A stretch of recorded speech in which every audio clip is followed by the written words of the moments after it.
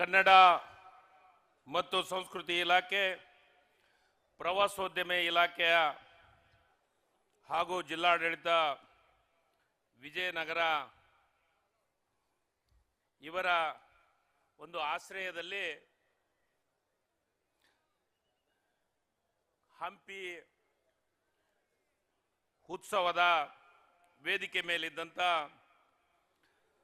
ಶ್ರೀಗಳಾದಂಥ ದಯಾನಂದಪುರಿ ಮಹಾಸ್ವಾಮಿಗಳ ಪಾದಗಳಲ್ಲಿ ನಮಸ್ಕರಿಸುತ್ತಾ, ವೇದಿಕೆ ಮೇಲಿದ್ದಂಥ ಕೃಷ್ಣದೇವರಾಯರ ರಾಜವಂಶಸ್ಥರ ಅವರಲ್ಲಿ ನಮಸ್ಕರಿಸುತ್ತಾ, ಕಾರ್ಯಕ್ರಮದ ವೇದಿಕೆ ಮೇಲಿದ್ದಂಥ ಈ ಜಿಲ್ಲೆಯ ಉಸ್ತುವಾರಿ ಮಂತ್ರಿಗಳು, ನನ್ನ ಆತ್ಮೀಯ ಸೋದರ ಸಮಾನನಾದಂಥ ಜಮೀರ್ ಅಹಮದ್ ಖಾನ್ ಅವರೇ, ಇನ್ನೋರ್ವ ಈ ಕ್ಷೇತ್ರದ ಶಾಸಕರು ಮತ್ತು ಈ ಕಾರ್ಯಕ್ರಮದ ಅಧ್ಯಕ್ಷತೆಯನ್ನು ವಹಿಸಿದಂಥ ಗವ್ಯಪ್ ಸಾಹೇಬ್ರೆ, ಇನ್ನೋರ್ವ ನನ್ನ ಆತ್ಮೀಯ ಸೋದರರು ಲೋಕಸಭೆಯ ಸದಸ್ಯರು ಆದಂಥ ರಾಜಶೇಖರ್ ಇಟ್ನಾಳ್ ಅವರೇ, ಇನ್ನೋರ್ವ ಶಾಸಕ ಮಿತ್ರರಾದಂಥ ನೇಮರಾಜ್ ನಾಯಕ್ ಅವರೇ ಮತ್ತು ಗ್ರಾಮ ಪಂಚಾಯಿತಿಯ ಅಧ್ಯಕ್ಷರು ಮತ್ತು ಕೂಡ್ಲಿಗೆಯ ಶಾಸಕರು, ನನ್ನ ಆತ್ಮೀಯ ಮಿತ್ರರು ಆದಂಥ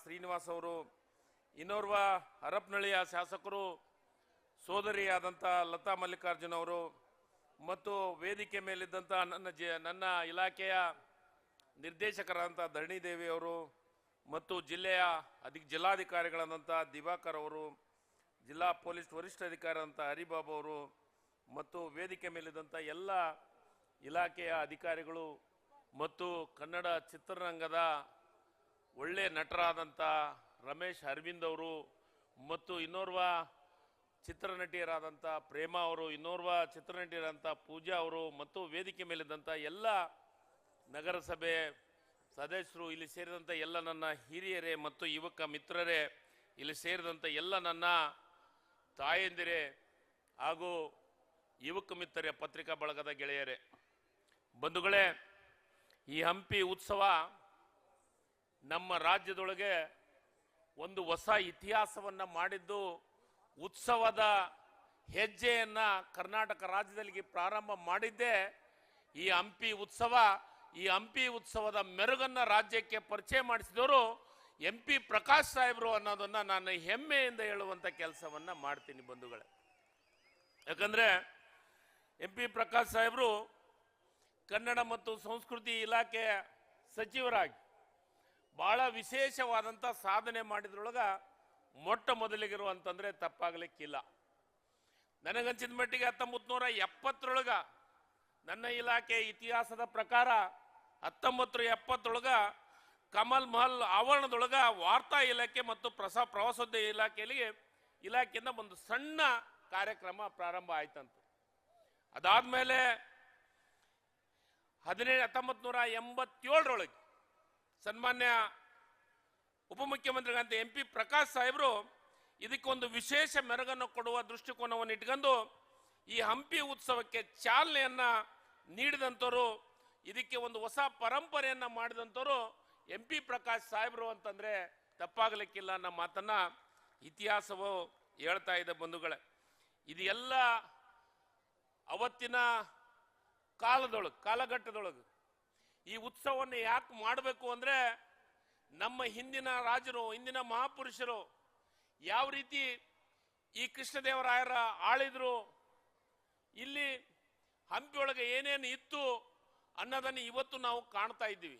ಆದರೆ ಅದನ್ನ ಯುವಕರಿಗೆ, ಯುವ ಜನತೆಗೆ ಮುಟ್ಟಿಸುವಂತ ಕೆಲಸವನ್ನ MP ಪ್ರಕಾಶ್ ಸಾಹೇಬರಿಂದ ಪ್ರಾರಂಭ ಆಯಿತು ಅನ್ನೋ ಮಾತನ್ನ ಇಲ್ಲಿ ಹೇಳಿಕ್ಕೆ ಇಷ್ಟಪಡ್ತೀನಿ ಬಂಧುಗಳೇ.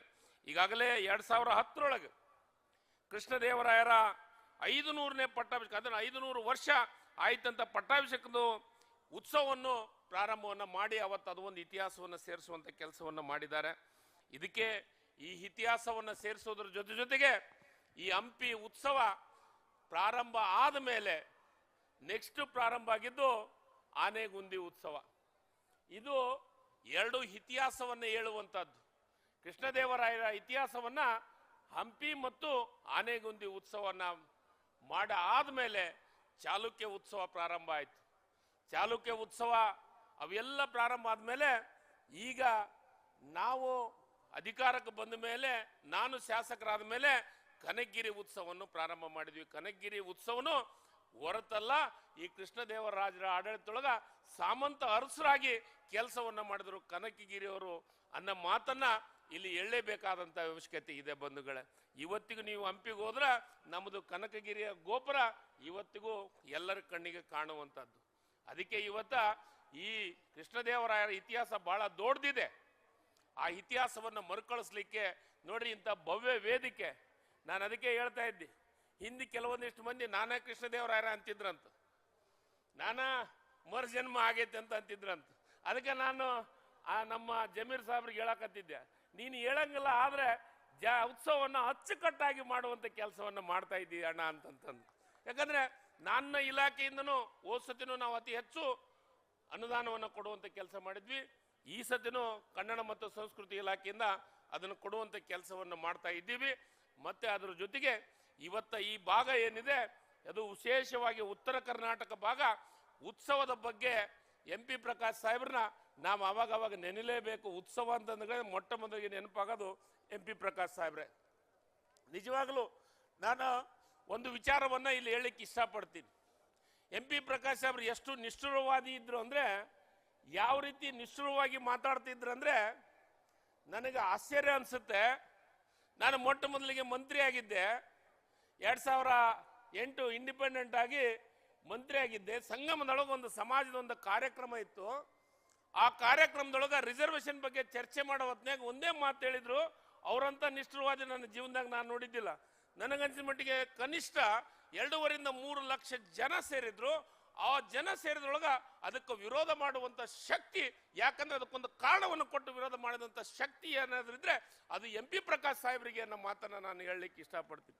ಅಷ್ಟು ನಿಷ್ಠುರವಾದಿಗಳು, ಕಲೆಯ ಬಗ್ಗೆ ಸಂಸ್ಕೃತಿ ಬಗ್ಗೆ ವಿಶೇಷವಾದಂತ ಗೌರವವನ್ನು ಇಟ್ಕೊಂಡಂತವ್ರು ಅವರು. ಅದಕ್ಕೆ ಇವತ್ತ ಆ ಒಂದು ಇಲಾಖೆ ನನಗೆ ಹೆಗಲ ಮೇಲೆ ಏರಿದೆ. ನಿಜವಾಗ್ಲೂ ನಾನು ಮೊದಲಿಗೆ ಕನ್ನಡ ಮತ್ತು ಸಂಸ್ಕೃತಿ ಇಲಾಖೆ ನಾನು ಎದುರಾಗಿ ಸ್ಟಾರ್ಟ್ ಮಾಡಿದ್ದೆ.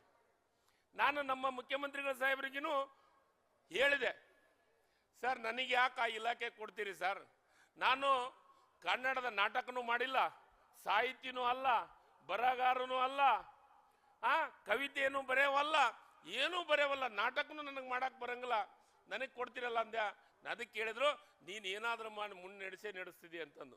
ಅಂದ್ರೆ ಆ ಒಂದು ಪುಣ್ಯಾತ್ಮರ ಫಲ MP ಪ್ರಕಾಶ್ ಸಾಹೇಬ್ರ ಒಂದು ಏನು ನಡೆದುಕೊಂಡು ಹೋಗಿದ್ರ ಆ ಇಲಾಖೆ ಬಗ್ಗೆ ಚರ್ಚೆ ಮಾಡೋದ್ನಾಗ ಅವ್ರ ಬಗ್ಗೆ ಕೆಲವೊಂದಿಷ್ಟು ವಿಚಾರಗಳನ್ನು ತಿಳ್ಕೊಂಡು ನಾನು ಇವತ್ತ ಇಲಾಖೆಯನ್ನು ಮುನ್ನಡೆಸುವಂತ ಕೆಲಸವನ್ನು ಮಾಡ್ತಾ ಇದ್ದೀನಿ. ಅದಕ್ಕೆ ಇವತ್ತ ಸಾಹಿತಿಗಳ ಬಗ್ಗೆ ಇರ್ಬೋದು, ಅಂದ್ರೆ ಈ ಉತ್ಸವ ಮಾಡೋದ್ರಿಂದ ಏನೇನಾಗುತ್ತೆ ನಮಗಂದ್ರೆ ಇಡೀ ರಾಜ್ಯದಲ್ಲಿರುವಂತ ಕಲಾವಿದರಿಗೆ ಗುರುತಿಸುವಂತ ಕೆಲಸ, ಉತ್ಸವ ಮಾಡೋದ್ರಿಂದ ನಮ್ಮ ಭಾರತದ ಕರ್ನಾಟಕ ರಾಜ್ಯದ ಕಲೆ ಸಂಸ್ಕೃತಿಯನ್ನ ಇಡೀ ರಾಜ್ಯಕ್ಕೆ ಪ್ರಚಾರ ಮಾಡುವಂತ ಕೆಲಸವನ್ನ ಇವತ್ತ ಉತ್ಸವದ ಮುಖಾಂತರ ಮಾಡುವಂತ ಕೆಲಸವನ್ನ ಮಾಡ್ತಾ ಇದ್ದೀವಿ ಬಂಧುಗಳೇ. ಅದಕ್ಕೆ ಇವತ್ತು ವಿಶೇಷವಾಗಿ ಅದು ಬಿಜಾಪುರ ವಿಜಯನಗರ ಜಿಲ್ಲೆ ಇರ್ಬೋದು, ಕೊಪ್ಪಳ ಜಿಲ್ಲೆ ಇರ್ಬೋದು, ಬಳ್ಳಾರಿ, ಇವು 3-4 ಜಿಲ್ಲೆಯೊಳಗ ನಾವು ಇವು 3 ಉತ್ಸವಗಳನ್ನ ಮಾಡಲೇಬೇಕು. ಒಂದು ಹಂಪಿ ಉತ್ಸವ, ಇನ್ನು ಒಂದು ಆನೆಗುಂದಿ ಉತ್ಸವ, ಅದರ ಜೊತೆಗೆ ಕನಕಗಿರಿ ಉತ್ಸವವನ್ನು ಮಾಡುವಂತ ಕೆಲಸ ಇವತ್ತ ಸರ್ಕಾರ ಮಾಡ್ತಾ ಇದೆ. ಅದಕ್ಕೆ ಸನ್ಮಾನ್ಯ ಸಿದ್ದರಾಮಯ್ಯ ಸಾಹೇಬರು ವಿಶೇಷವಾಗಿ ಕಲೆಗೆ ಮತ್ತು ಕನ್ನಡಕ್ಕೆ ವಿಶೇಷವಾದಂತ ಗೌರವವನ್ನು ಕೊಡುವಂತ ಯಾರಾದರೂ ಮುಖ್ಯಮಂತ್ರಿಗಳಿದ್ರೆ ಅದು ಸನ್ಮಾನ್ಯ ಸಿದ್ದರಾಮಯ್ಯನವರು ಅನ್ನೋ ಮಾತನ್ನ ಹೆಮ್ಮೆಯಿಂದ ಹೇಳುವಂತ ಕೆಲಸವನ್ನ ನಾನು ಮಾಡ್ತೀನಿ ಬಂಧುಗಳೇ. ಯಾಕಂದ್ರೆ ಇವತ್ತ ವಿಶೇಷವಾಗಿ ಬಡವರ ಬಗ್ಗೆ, ದೀನ ದಲಿತರ ಬಗ್ಗೆ ವಿಶೇಷ ಕಾಳಜಿಯನ್ನು ನೀಡುವಂತ ಕೆಲಸದ ಜೊತೆಗೆ ಇವತ್ತ ಬಡವರು ನೆಮ್ಮದಿಯಿಂದ 2 ಹೊತ್ತು ಊಟವನ್ನ ಮಾಡಲಿಕ್ಕೆ ವಿಶೇಷವಾದಂತ ಯೋಜನೆಯನ್ನು ಕೊಡೋದ್ರ ಮುಖಾಂತರ ತನ್ನದೇ ಒಂದು ಛಾಪನ್ನು ಮೂಡಿಸುವಂತ ಕೆಲಸ ಈ ರಾಜ್ಯದಾಗ ಯಾರಾದರೂ ಮಾಡಿದ್ರೆ ಸನ್ಮಾನ್ಯ ಸಿದ್ದರಾಮಯ್ಯನವರು ಮಾಡುವಂತ ಕೆಲಸವನ್ನ ಮಾಡ್ತಾ ಇದ್ದಾರೆ ಅನ್ನೋ ಮಾತನ್ನ ಇಲ್ಲಿ ಹೇಳಿ, ಇವತ್ತ ಹಂಪಿ ಉತ್ಸವ 3 ದಿವಸದ ಉತ್ಸವ ಬಹಳ ಅದ್ಭುತವಾಗಿ ಇವತ್ತ ನಮ್ಮೆಲ್ಲ ಆರ್ಗನೈಸರ್, ಜಿಲ್ಲಾಡಳಿತ ಮತ್ತು ಕನ್ನಡ ಮತ್ತು ಸಂಸ್ಕೃತಿ ಇಲಾಖೆ ಬಹಳ ಚೆನ್ನಾಗಿ ಆರ್ಗನೈಸೇಷನ್ ಮಾಡಿದೆ.